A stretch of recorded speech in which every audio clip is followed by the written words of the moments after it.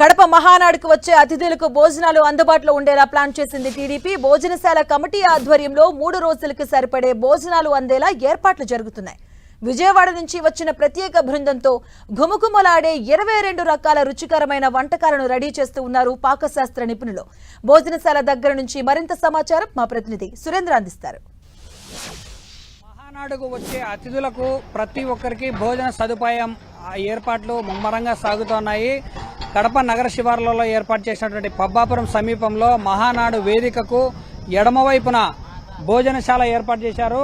మన video journalist Venu చూపించేటువంటి ప్రయత్నం చేస్తున్నాడు. అక్కడ ఎదురుగా ఉన్నటువంటి రేకుల షెడ్డులోనే 3 రోజులకు సరిపడే భోజనాలన్నింటినీ ఉదయం టిఫిన్తో మొదలుకొని మధ్యాహ్నం లంచ్, రాత్రి డిన్నర్ 3 పూటలకు సరిపోయేటువంటి 3 రోజులకు సరిపడినటువంటి భోజనాన్ని అందించే ఆ షెడ్లన్నీ కూడా మనం గమనించవచ్చు. ఆ షెడ్లతో పాటు ఇక్కడ నా వెనకల ఉన్నటువంటి ఒక లారీ ద్వారా మనం గమనించవచ్చు మన వెనకాల ఉన్నటువంటి వంటకు ఉపయోగించే సామాగ్రి. అంటే ఇక్కడ కూడా గమనించవచ్చు పెద్ద పెద్ద అండాలు. అంటే వీటిలోనే మనకు 3 రోజుల పాటు అతిథులకు అందించబోయే ఆ భోజనాన్ని అంతా కూడా ఈ పెద్ద పెద్ద వంటలు చూడొచ్చు.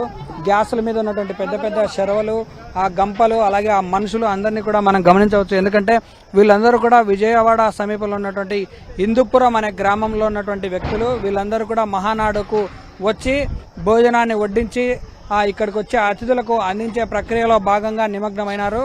అలాగే అంబిక అనేటువంటి ఒక ప్రైవేట్ ఏజెన్సీ ద్వారా ఈ భోజనాన్ని అందించే ప్రక్రియ మహానాడులో ప్రత్యేకంగా నిలుస్తుందని చెప్పవచ్చు.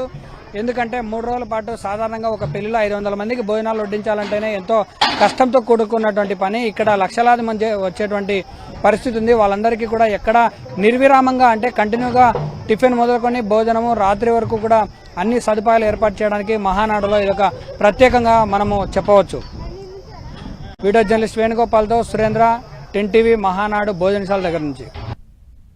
కడప మహానాడులో గోదావరి రుచులు అదిరిపోనున్నాయి. మహానాడుకు తరలివచ్చే అతిథులకు తొలిసారిగా దెందులూరు మామిడికాయతో తయారు చేస్తున్న ఊరగాయ ఊరించిపోతుంది. ఇక దెందులూరు నుంచి ప్రత్యేకంగా తెప్పించిన 25,000 మామిడికాయలతో ఊరగాయతో పాటు ఘుమఘుమలాడే మామిడికాయ పప్పును కూడా తయారు చేయబోతున్నారు. ఇక 3 రోజులు జరిగే మహానాడులో ప్రతి ఒక్కరూ దెందులూరు ఆవకాయ రుచి చూడబోతున్నారు. ఇక దీనిపై మరింత వివరాలను మా కడప ప్రతినిధి సురేంద్ర అందిస్తారు. మహానాడులో ప్రధానమైన ఘట్టం అందరికీ సమానమైన సరిపడేటువంటి భోజనాలు. ఆ భోజనాలకు సంబంధించినటువంటి భోజనశాల దగ్గర ప్రస్తుతం మనం ఉన్నాం. ఇక్కడ మహానాడులో మామిడికాయ చాలా ఫేమస్గా మారే అవకాశం ఉంది. ప్రస్తుతం నా వెనుకలు ఉన్నటువంటి మామిడికాయ ముక్కలు ఒకసారి గమనించవచ్చు. వీటన్నిటికీ ప్రధాన కారకుడైనటువంటి దెందులూరు ఎమ్మెల్యే చింతమనేని ప్రభాకర్ ఇక్కడికి తన టీంను తీసుకొని వచ్చి మామిడికాయలతో వెరైటీ వంటకాలను రేపు మహానాడుకు వచ్చేటువంటి ప్రతి కార్యకర్తకు అలాగే తెలుగు తమ్ముళ్లకు కూడా ఈ రుచులు చూపించబట్టబోతున్నారు. అసలు ఈ మామిడికాయలకు సంబంధించినటువంటి స్పెషల్స్ ఏంటో మనం కనుక్కునే ప్రయత్నం చేద్దాం. మనతో పాటు దెందులూరు ఏఎంసీ చైర్మన్ రామసీత అందుబాటులో ఉన్నారు. ఆమెను అడుగుదాం. మేడం, అసలు ఈ ఆలోచన మీకు ఎందుకు వచ్చింది? మామిడికాయలు ఇక్కడ ప్రవేశపెట్టాలని చెప్పి ఈ రుచులు చూపించాలనేనా? మా స్వీట్లని ఎవరైనా ప్రొవైడ్ చేస్తారు. గోంగూర పచ్చడి అనేది ఎప్పుడు పెడుతున్నారు, మామిడికాయ పచ్చడి అనేది ఎప్పుడు కూడా మహానాడులో పెట్టలేదు. అందుకని మా ఎమ్మెల్యే గారికి మొన్న పొద్దున్నే ఆలోచన వచ్చింది, మనం పట్టుకెళ్ళి చేస్తే ఎట్లా ఉంటుంది, మీరు ఎన్ని మనందరం చేయగలమని అడిగారు.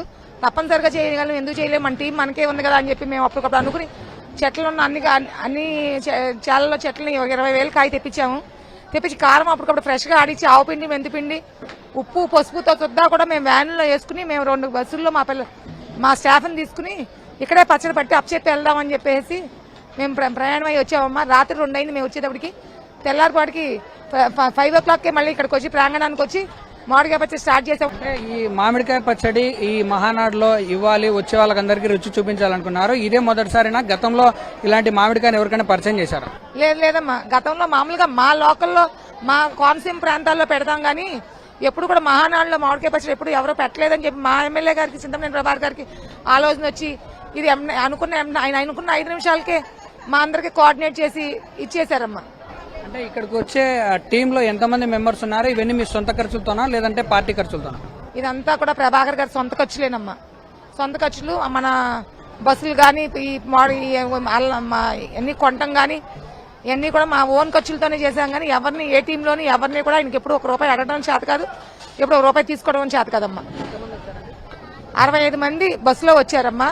15 మంది కొట్టేవాళ్ళు ఏమో వ్యాన్ మీద వచ్చారు, లేడీస్ ఏమో బస్సులో తీసుకొచ్చాం. వెనకాల మేము కానీ మా ఎమ్మెల్యే గారు కానీ 10 కారుల్లో మేమందరం వచ్చామమ్మా.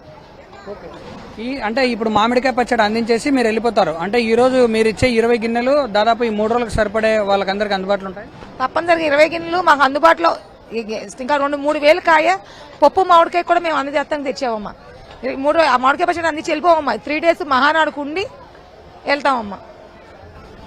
ఇది అంటే తమ సొంత ఖర్చులతో దెందులూరు ఎమ్మెల్యే ప్రభాకర్ చౌదరి ఇక్కడికి మామిడికాయలు తీసుకొని వచ్చి ఆ మామిడికాయలతో ఒకవైపు పచ్చడి అలాగే పప్పులోకి కూడా వాడుకోవడానికి మరో 2000 కాయలు అదనంగా కూడా ఇచ్చాడని చెప్పి ఏఎంసీ చైర్మన్ రామసీత చెప్తా ఉన్నారు. 3 రోజుల పాటు జరగబోయే ఈ మహానాడు కార్యక్రమాల్లో భోజనానికి వచ్చే ప్రతి ఒక్కరికి మామిడికాయ పచ్చడి అందించడమే మాకున్నటువంటి ప్రధాన లక్ష్యంగా ఆమె చెప్తున్నారు.